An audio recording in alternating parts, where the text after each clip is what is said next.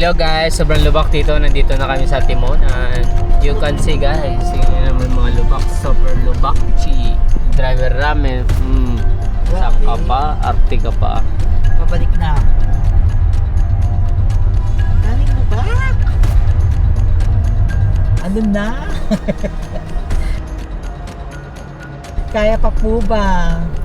Ay! May puta. Ayoko na! Nakakaloka.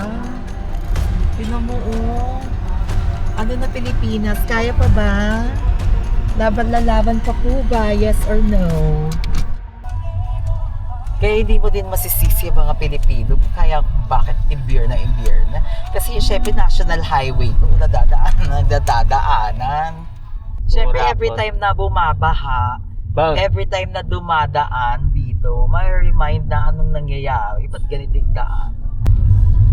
Bakit hindi ko taba-taba na mukha ko? Mukha na akong siopaw dyan na nagbasa.